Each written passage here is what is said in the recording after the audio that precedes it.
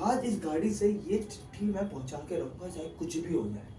हम ये चाहे मुझे गाड़ी रोक के या फिर वो स्टेशन तक जाना पड़े, आज ये चिट्ठी जाएगी। तभी साहब मुझे दिखा राजू आते हुए। राजू के पास बसता था। अरे राजू, ये किताबों का एजेंट? हाँ हाँ वही वही। तो मैंने राजू को बोला, राजू यार एक लिफाफा है। बोले यार लिफाफा है तो सर उसमें पर फिल्म का नाम। बोला चलेगा मैं काट दूंगा, दे दे यार प्लीज दे दे। उसने मेरे को दिया। मैंने फिर हाथ में जेब में हाथ डाले तो उसमें पेन नहीं था। ये अजीब बेवकूफ हूँ, काम ले लिया कलम नहीं लाया। बोले यार, बोला राजू यार पेन है। उसने हाँ करा। मैं बोला भाई प्लीज दे दे। उसने फौरन दे दिया। सर राजू की क्या बात है, राजू इतना कमाल का आदमी है साहब, वो सबकी मदद करता है, जो मांगो फौरन दे देता है। मैंने उसको दे दिया और फिर मैंने लिखूं कहाँ पे, मैंने उसका बैग लेके बैग में लिख के लिख दिया मैंने। और फिर मैं सब भागा, बहुत तेज भागा पोस्ट ऑफिस की तरफ। It's like a character who does fumble a lot in life. तो इससे पहले क्या हुआ होगा, उसको किसी दोस्त ने काम दिया होगा, वो काम दे भी नहीं रहा होगा पर उसने ले लिया होगा इस बंदे ने उससे काम। अब आइडियली मेरे को लगता है कि जो फर्म का नाम था उसके चक्कर में कहीं ना कहीं प्रॉब्लम आई होगी। कुछ भी अगर प्ले में होता है तो फिर कुछ उसके होने का रीज़न होता है ना। इस लाइन के हिसाब से अगर देखा जाए कि ये ऐसे बताता है कि 2-3 चीज़ों से समझ सकता हूँ। एक तो चिट्ठियाँ, ऑब्वियसली ये चिट्ठियाँ वाला पूरा एरा है। So around 90s। फिर ऊपर एक और चीज़ है इसमें, हार्ट डिजीज़ वाला जो हार्ट अटैक का आया है ना, जो वो तो उसमें बोला गया कि हार्ट अटैक का एक बहुत ज़्यादा फैशन चल रहा है ना। प्रॉपर इंग्लिश वर्ड्स भी इस्तेमाल हो रहे हैं और हार्ट डिजीज एक बहुत ही एक ऐसी बीमारी है जो प्रचलित है ना। तो फिर आई एम फीलिंग कि लेट 90s और अर्ली 2000s के टाइम में बेस्ड हो सकती है, जब प्रॉपरली इंडिया वॉज डेवलपिंग, लोग भी चेंज हो रहे थे। चिट्ठिया was a main source of communication. चिट्ठियों वाला जो स्टैम्प से जो होता है ना, ये बहुत ही 90s वाला वाइब देता है, थोड़ा फील देता है। बहुत कुछ करने की कोशिश करता है। मिस्टर बीन और सुपांदी जैसे कैरेक्टर्स होते हैं ना कि जो मदद करना चाहते हैं, कुछ करना अच्छा करना चाहते हैं, पर उनकी एक कुछ भी गलती की वजह से ना they become a comic character. Age में अराउंड 20s का बंदा, 20s to 30s के। अपीयरेंस नॉर्मल बिल्ट है, थोड़ा सा 20s का मैन नॉर्मल बिल्ट है। वेशभूषा I believe bell bottom jeans type, थोड़े थोड़े लोअर जो उस टाइम पे थोड़ा फेमस थे। हाँ, थोड़ा नॉर्मल शर्ट्स वैसा सिंपल, या फिर सिंपल अगर कुछ भी नहीं है तो पजामा तो चलता ही है, और घर पे बनियान। सेटअप घर के बाहर खड़ा है, बिल्कुल रोड वाला सेटअप है, थोड़ा पार्क वार्क है घर के आसपास, वैसे दिमाग में आ रहा है। जस्ट शाम खत्म होने वाली, रात आने वाली है। अगर देखा जाए तो डस्क का माहौल है, डस्क है तो फिर ऑरेंज, डार्क ऑरेंज, थोड़ा लाइट रेड का मिक्स, रेड का थोड़ा सा ब्लेंड होगा। ये भी उसी अराउंड 25-30s के अराउंड का बंदा लग रहा है।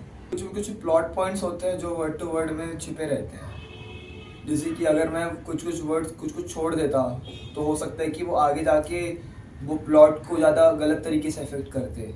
वर्ड टू वर्ड क्यों? हाँ, मतलब आई थिंक कुछ सोच समझ के लिखा होगा, जो उस एरा के या तो उस पर्टिकुलर पर्सन की फीलिंग्स को अच्छे से कन्वे कर पा रहा होगा वो particular words he. Respect the writers wish. और राइटर तो है ही नहीं वहाँ पे। राइटर भाई साहब तो लिख के कब के निकल लिए। अच्छा, हाँ, तो राइटर तो है नहीं, तो जो डायरेक्टर के दिमाग में जो एक आइडिया है जो जैसा प्रेजेंट होना चाहिए, अगर डायरेक्टर ने बोला है वर्ड टू वर्ड तो उसके दिमाग में कोई आइडिया होगा जो वैसा का वैसा उसको दिखना है। Okay, but if I say कि like theatre is actors medium, हाँ, है ना, theatre is completely actors medium, तो डायरेक्टर क्या कर लेगा? अभी हम आपको बता देंगे, समझा देंगे, सिखा भी देंगे, sometimes directors become teacher also, है ना, but when you are performing you are at your own. तो डायरेक्टर भी भूल जाओ, forget about the director, director is dead. In that case why word to word? मैं वर्ड टू वर्ड रहूँगा तो मेरे दिमाग कंटिन्यूसली चलता रहेगा। ये तो हो गई आपकी मैं। अच्छा, है ना, इसके अलावा थिएटर इज नॉट अबाउट मैं। थिएटर एकमात्र ऐसी एक्टिविटी है हाँ जो अकेले बंदा नहीं कर सकता।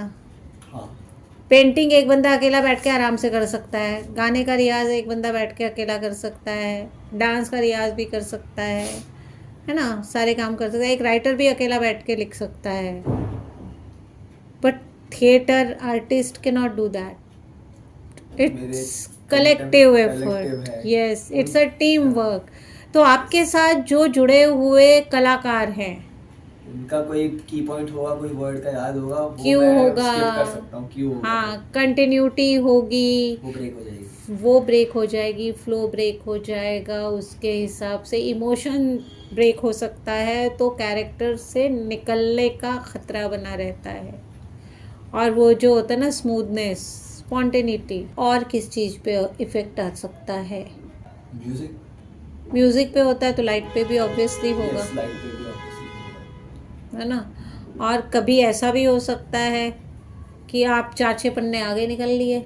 सबसे बड़ी चीज़ होती है कि हम राइटर को रिस्पेक्ट दें जिसने लिखा है। इम्प्रोवाइजेशन का जो कहानी होती है ना, most of the time people think कि improvisation is like an escape, but it's not like that. Improvisation is a skill.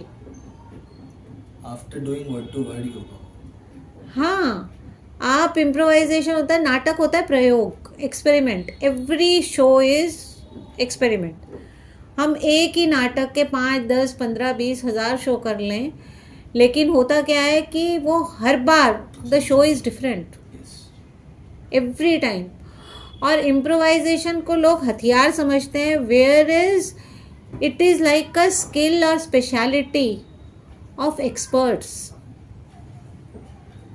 कि वो वहाँ पे एंजॉय करते हैं उस कैरेक्टर को, उस सिचुएशन को, और वो एक दूसरे के मज़े ले रहे होते हैं। एक्चुअल में इम्प्रोवाइजेशन इसलिए होता है, बट लोग उसको सोचते हैं कि भाई नहीं, हम भूल गए तो इम्प्रोवाइज़ कर लेंगे। It's not like that. Improvisation is very tough. Mugging up is easy, रटना है वो आसान है, but improvisation is not easy. इसलिए नाटक को इम्प्रोवाइजेशन के सहारे पर छोड़ना समझदारी नहीं है, सही बात है। है ना। इसलिए word to word is necessary. वो सबसे आसान सीढ़ी है और उसी से चलना है। तो उसमें वो एक चीज़ आपको ना फुल फीलिंग लगती है, दिमाग में बैठ गई है कहीं पे। हाँ। सिमिलरली जब आप वर्ड टू वर्ड होते हो तो आपके वो इमोशंस भी उसके साथ हैं, वो एक्शंस भी उसके साथ हैं, वो ब्लॉकिंग्स भी उसके साथ है। एक चीज़ नहीं है वर्ड टू वर्ड में। वो जो कोरियोग्राफी होती है जिसे हम नाटक की भाषा में ब्लॉकिंग बोलते हैं, दैट इज़ ऑल्सो देयर। वो सब आपको वैसा ही याद आता है, आपका अपने आप ना, बगैर जाने, मतलब एफर्टलेसली। अगर आपको एक हाथ से, सीधे हाथ से कोई पेपर उठाना है, उल्टे हाथ से कुछ रखना है, सीधा पैर लेके आगे जाना है, उल्टा लेके जाना है, बैठना है, खड़े होना है, आप वो बिल्कुल उसी उसमें करना शुरू करते हो, रिदम में। आपका रिदम डिस्टर्ब नहीं होता। जब रिदम डिस्टर्ब नहीं होता तो कैरेक्टर में ही बना रहता है इंसान, तभी आप एंजॉय कर सकते हो। And when you will enjoy, audience, you will make audience enjoy the play. Acting as a whole क्या होता है, जो मैं जब नए नए टीचर्स से मिला हूँ, हर बार मेरे को ना एक नया एक्टिंग की डेफिनेशन मिली है। इन जनरल मेरे को थिएटर लगता है एक तो स्टोरीज जानने के लिए, और जब मैं कोई भी बुक या फिर स्टोरी पढ़ रहा होता है या फिर कोई मूवी देख रहा होता हूँ, मुझे वो कैरेक्टर करने का मन करता है। तो एक नया कैरेक्टर देखने के लिए, एक नया कैरेक्टर पढ़ने के लिए, एक नए कैरेक्टर की स्टोरी जानने के लिए मेरे लिए थिएटर वो है बस, कि मेरे को बस एक कैरेक्टर देख, वो कैरेक्टर नया, एक नया बंदा बनना है। अब मैं जो हूँ वो हूँ, पर मेरे को एक नया कैरेक्टर बन के देखना है कि क्या होता है। हर एक टाइप के, हर बार एक नया कैरेक्टर जब भी लेता हूँ तो उसके स्टार्टिंग से पूरा देखता हूँ कि कैसे करना है, उस कैरेक्टर का क्या ग्रोथ है, क्या कर सकते हैं। तो जब उस कैरेक्टर को प्रॉपरली करने की जब मन कर पाता हूँ तब अच्छा लगता है मेरे को। तो ये लगता है as a theatre. Okay, if I say कि ये थिएटर नहीं है, जो आप कह रहे हो वो थिएटर नहीं है, what do you understand by that? इसका मतलब मेरे को और कुछ सीखने की जरूरत है। वो शायद से मैं जो मैं बता रहा हूँ शायद वो एक्टिंग है, बस not theatre in a whole. जो थिएटर है वो सब कुछ मिक्सचर, सब चीज़ों का मिक्सचर है वैसे। I know like music, drama, मेरे को लगता है कि थिएटर कल्मिनेशन है सब चीज़ों का। एक्टिंग, ड्रामा, लाइटिंग, सब कुछ, जो डायरेक्शन, सब कुछ। थिएटर बस वो नहीं है, मेरे को समझ में आया वो। थिएटर में एक्टिंग जो है वो बहुत छोटा हिस्सा है। What do you understand by it? Theatre person चाहिए यहाँ पर, हर एक को, बिल्कुल सिमटे हुए नहीं चाहिए। यहाँ पे आपको जहाँ फिट करा जाएगा वहाँ आपको फिट होना है, बट जो भी वो करे वो एंजॉय करके करे और कन्विंसिंगली करे। मतलब when you are on stage others will support you, when you are not on stage you will have to support others, the whole team, because we have to work as a team. Theatre से बढ़िया ना team work कहीं नहीं है। मतलब at the end of the day it's not about the audience. No, it's about the success of your show. Audience is part of that because audience are also playing role. Audience तो आपका part होती है, वो उसमें पूरी तरह involve होती है, क्योंकि ऑडियंस ये जानती है कि मैं झूठ देखने जा रहा हूँ। और आप भी जानते हैं आप झूठ दिखा रहे हैं, लेकिन आप झूठ को इतना कन्विंसिंगली सच बना के दिखाते हो कि ऑडियंस आपके झूठ को सच मानती है। So audience has to play the role. उनके लिए हम काम नहीं कर रहे हैं, ऑडियंस तो उसका एक पार्ट है, आपके नाटक का पार्ट है। That is also a character, collective character है ऑडियंस, है ना। तो आप कर किस लिए रहे हो? शो के लिए। आपका जो नाटक है आप उसे कितना एंजॉय करते हो, दैट मैटर्स। अगर आप एंजॉय करते हो, आपको कोई कमी नहीं रखती है, तो आपकी audience will definitely enjoy it. वही बाय प्रोडक्ट है। वो हमारे एक्शन का वो रिएक्शन है। नाटक इटसेल्फ एक्शन का रिएक्शन, रिएक्शन का रिएक्शन, रिएक्शन के रिएक्शन का रिएक्शन, ठीक है। और ऑडियंस जो है वो हमारा रिएक्शन है, और उन्हीं के रिएक्शन का हम अगेन रिएक्शन है। ये कैसे?